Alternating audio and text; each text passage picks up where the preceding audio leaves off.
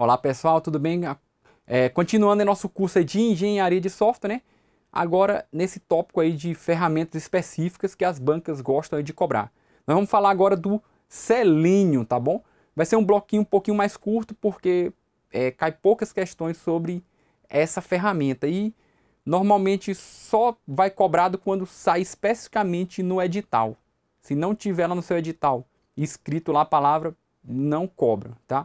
Não vejo esse tipo de coisa. Agora, se aparecer, aí você dá atenção aqui nessa aula, tá bom? Então vem comigo aqui no slide. Então, o Selenium. O que é o Selenium, né? É uma ferramenta open source de automação de web browser. Isso significa o quê, né? Que com ele conseguimos simular alguém navegando em um website. E como é que isso pode ser útil? Para testar os sistemas web, ok? O comportamento esperado de um site, como por exemplo exibir uma mensagem de bem-vindo depois que o usuário se logar, pode ser uma excelente maneira de testar se o seu sistema está confiável depois de que ele for publicado. Então o site oficial do Selenium é esse aqui, ó. Você pode dar uma olhada lá se você se interessar no assunto, tá bom? O Selenium ele pode ser usado por meio de uma ferramenta dele, né, o Selenium IDE, ou de alguma linguagem de programação, como Java, PHP, Ruby ou Python, tá bom? Então vamos ver um exemplo simples em Java, né, iniciando a chamada do driver do Firefox. Então volta aqui comigo só para você poder entender melhor. Às vezes você precisa fazer aquela navegação pelo site. Por isso que o Selenium é muito usado para automatizar testes de aceitação. Imagina, você libera lá o software lá para o seu usuário, um software web, né? Aí ele precisa ficar entrando nos campos e digitando valores e inserindo. O Selenium automatiza esse tipo de coisa, né? E aí gera, obviamente, uma maior confiabilidade porque você depois pode replicar isso novamente, né? Várias vezes. Então ele vai ajudar muito aqui nos testes de aceitação. Então você automatiza lá como é que percorre o site e qual é o resultado esperado lá quando clicar em um botão, por exemplo. Então vamos ver aqui o exemplo de como usar o Selenium com comandos que você implementa nele e esse tipo de coisa que a banca pode cobrar no final, é isso, né? Ela pode ir lá e perguntar, tá bom? Volta aqui comigo no slide.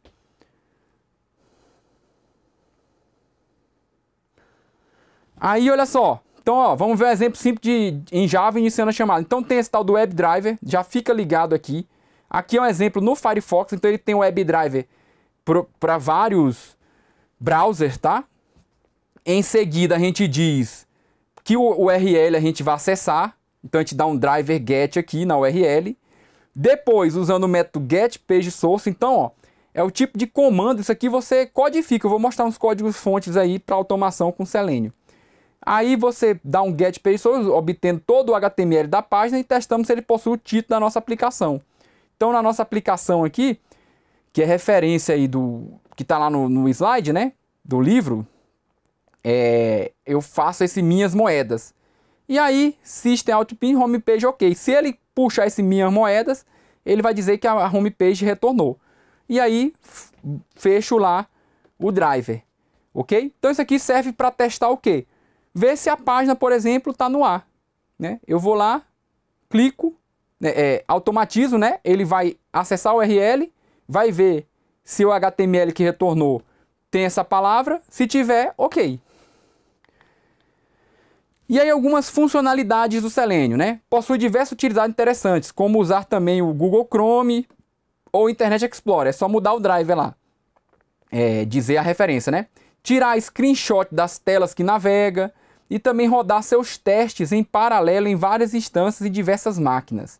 Então ele pode automatizar esse tipo de coisa. Se automatizar testes de estresse, por exemplo, ou teste de carga, né? Você rodar isso paralelo para ver como é que a aplicação reage, tá? O site oficial que eu já passei para vocês tem vários exemplos e mais informações sobre as opções existentes dessa poderosa ferramenta.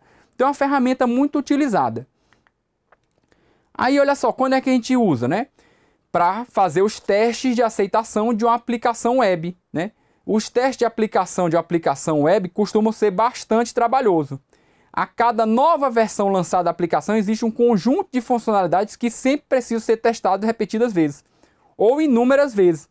Então, ele vai servir para o teste de aceitação, e quando você soltar novas versões, esse teste aqui também serve como teste de regressão, não é isso? Lembra que o conceito de teste de regressão ele é mais filosófico, né? É você retestar aquilo que já estava funcionando, tá? Assim, é claro, né? Das novas funcionalidades que foram adicionadas e que também precisam ser testadas. Então, você vai fazer novos testes de aceitação para as novas funcionalidades e rodar de novo, quando necessário, aqueles testes que já testavam funcionalidades que já estavam desenvolvidas, né? Você tinha lá os cadastros, por exemplo, volta aqui comigo. Então você tem essa aplicação aqui, Minhas Moedas. Então tinha cadastro da moeda, cadastro do cliente. Aí você já automatizou com o Selenium para ele percorrer a página fazendo um cadastro dando OK. Ou indo na página e pegando o resultado dizendo, ó, essa página aqui realmente retornou o que eu estava esperando. Aí criou uma nova funcionalidade. Aí você já tem os testes do cadastro de moeda, cadastro de cliente. Você roda de novo para ver se está funcionando lá. Se essa nova funcionalidade não quebrou aquelas que já estavam funcionando. Então, isso é um tipo de teste de regressão. O teste de aceitação, porque envolve o usuário. E aí você automatiza essa atividade do usuário, né? Em vez do usuário ficar entrando lá e fazendo isso manualmente, né? É bem mais prático e mais efetivo, certo? Lembra lá da metodologia ATDD, que está aí no nosso curso? Então a gente usa lá o Cucumber e o Cucumber interage com o Selenium para automatizar aqueles testes de aceitação, né? Porque para o usuário ficar o tempo todo testando, imagina, sai a nova versão, o usuário vai retestar aquilo, tudo já estava funcionando e a nova funcionalidade, o usuário ele pode falhar no teste dele. Então automatizando isso, você tem uma garantia maior, né? Isso aí não é mais nem discussão aqui, vocês já estão espertos em relação a isso. Então volta comigo no slide, vamos lá. Então, beleza. Então, olha só. Esses testes consomem muito tempo e geram muito retrabalho para ser realizado. Então, por isso que a melhor forma é você automatizar. E aí vamos ver um exemplo, né, com o Selenium. Assim, vamos ter que escolher o valor de uma UF, né? Preencher 2 inputs. Isso aqui são as tags lá do HTML, né? Preencher 2 inputs, localidade e bairro, e clicar no botão buscar. Então tem uma funcionalidadezinha lá, que tem lá uma UF, certo? E 2 campinhos aqui, localidade e bairro, e um botão no final. Então ele vai simular esse funcionamento aqui, certo? Então, ao verificar o código HTML, descobrimos os seguintes dados sobre cada um desses elementos. O F é uma tag select, com o atributo name UF. Localidade é uma tag input, com o atributo name localidade. Faltou bem que eu fechar. Bairro é uma tag input, também. E buscar, né, tag input com o atributo type submit, né? Vamos utilizar essas informações para escrevermos o nosso código de teste com Selenium. Realizaremos o seguinte passo: visitar a página dos Correios que contém esse formulário, preencher os campos UF, localidade e bairro com os valores RJ, Rio de Janeiro e Copacabana e dar o OK no buscar e verificar o resultado da busca. Então, esse aqui é o código com Selenium, tá? Aí eu deixo aqui uns comentários explicando cada uma dessas dessas funções aqui, né? Desses métodos, né? Então a gente tem uma classe lá para a gente preencher formulário, correios, busca logadouro por bairro, né?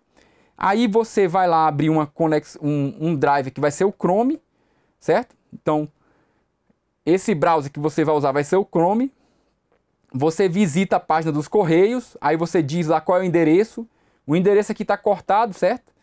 Mas para você entender que você tem que passar lá qual é a classe, a tag que você vai acessar. Aí, acessando essa URL, você escolhe o valor de UF, ó. Então você procura o elemento UF e aí dá um select no RJ. Depois você vai lá em localidade, né? Preenche a localidade com o nome Rio de Janeiro. Então, a UF tem um combo boxzinho lá no site do Correio das UFs, né? Aí você vai só selecionar o que já tem. Os outros campos são inputs, aí você tem que achar o campo e dizer o valor. E no final, você vai procurar lá o elemento do tipo submit e vai dar um clique nele, certo? Então o Selenium faz isso, aqui você está automatizando o trabalho de digitar. Aí eu não vou ficar lendo isso aqui tudo não, fica o comentário para vocês, mas basicamente eu expliquei aqui o que é que ele faz. E além disso, tem essa questão aqui do explicit wait, né? A gente utiliza o explicit wait para esperar que uma determinada condição ocorra antes que a execução do código continue. Por exemplo, que a execução do código só continue se o elemento estiver presente na tela. Aí veja abaixo como fica o nosso código de teste de pesquisa do Google com o explicit wait. Então tá aqui marcado, ó. Então ele tem que fazer uma espera de alguma coisa, ó. As linhas em destaque mostram o explicit wait, utilizando a classe WebDriveWait, ó, tá aqui, que nos permite esperar até que alguma coisa ocorra. No caso, a div esteja presente. Então ele está esperando essa div aqui aparecer. Se o timeout de 30 segundos expirar, porque aqui é um tempo de espera, né, o wait. Segundo o argumento do construtor WebDriveWait, é lançada uma exceção. Então, às vezes, a página pode demorar a carregar, você tem que fazer esse tipo de coisa. Por que eu estou colocando aqui? Porque as bancas podem cobrar exatamente isso. As provas mais técnicas, ela bota lá mesmo. O WebDrive faz o quê? O DriverGet faz o quê? O FindElementById faz o quê? O explicit wait aqui faz o quê? Certo? Então, tá aqui exemplo de código fonte aí para você utilizar o Selenium. E o implicit wait, o que que ele faz, né? Com o implicit wait, informamos ao drive que desejamos que ele faça um pooling por um tempo determinado ao tentar encontrar elementos de uma página. A configuração padrão do drive é esperar 0 segundos. O código abaixo mostra o implicit wait. Aí aqui não está usando o padrão, né? Está usando 30 segundos, certo? E aí ele vai fazer esse pooling. A linha de destaque configura o implicit wait de 30 segundos. Com isso, daí para frente, toda tentativa de encontrar elemento na página com o FindElement do exemplo vai ser feita por até 30 segundos antes que seja lançada uma NoSuchElementException. Então, só vai lançar a exceção após isso. Então, são duas formas de você implementar aqui no Selenium: o explicit wait e o implicit wait, tá bom? Então, beleza. E aí vamos ver algumas questões sobre esse assunto. Aqui funciona essas aulas de ferramentas, volta aqui comigo. Essas aulas de ferramenta é o seguinte: o ideal era você conhecer a ferramenta e usar. E aí você estuda a teoria, aí sucesso, você não vai errar nenhuma questão.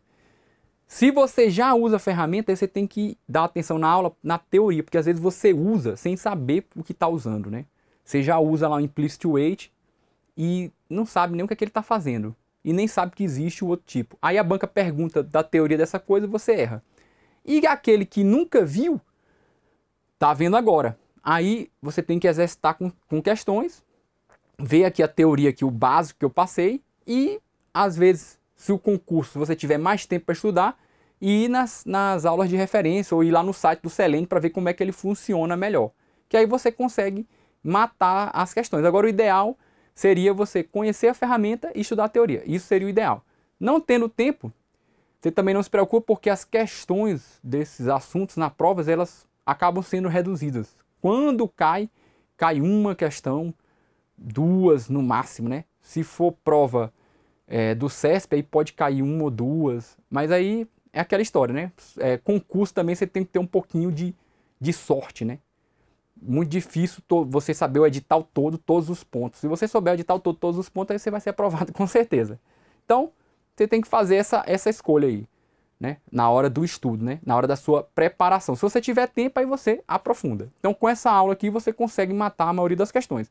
Vamos ver algumas questões aqui para a gente ver como é que a banca cobra essa história do Selenium, tá bom? Volta comigo no slide aí. Então, vamos lá. Do CESP, né?